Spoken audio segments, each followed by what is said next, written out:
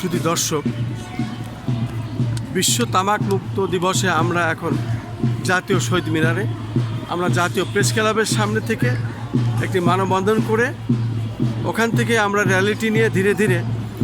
আমরা এখন জাতীয় শহীদ মিনারে, এবং জাতীয় শহীদ মিনারে এসে আমরা শেষ করব বিশ্ব তামাক মুক্ত দিবস। আমি খন্দকার মাসুদুজ্জামান, ধারাবাহিকভাবে আমরা আমাদের কাজ শুরু করে যাচ্ছি এবং সেটাই দেখে যাচ্ছে। আমরা বিশ্ব তামাক মুক্ত দিবস চাই, বিশ্ব তামাক মুক্ত চাই।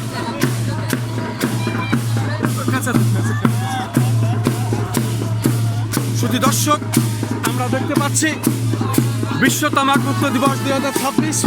এবং আমরা দেখতে পাচ্ছি ওয়ার্ল্ড ক্যান্সার সোসাইটি বাংলাদেশ এটা ধীরে ধীরে আসছে এবং জাতীয় শহীদ মিনারে আমরা দেখতে পাচ্ছি র্যালিটি নিয়ে আসছে এবং এইখানেই মূল বক্তব্যটি হবে এবং বিশ্ব তামাক মুক্ত দিবস কিভাবে আমরা করতে চাই সেটাই মাননীয় প্রধানমন্ত্রী জনাব তারেক রহমানের উদ্দেশ্যে উনি বলবেন, সেটাই আমরা দেখানোর চেষ্টা করছি।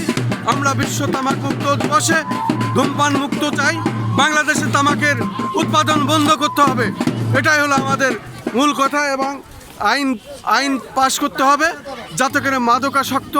বিশেষ করে ধূমপায়ীদের জন্য বিশেষ আইন যাতে করা হয়, এই বিষয়ে আমরা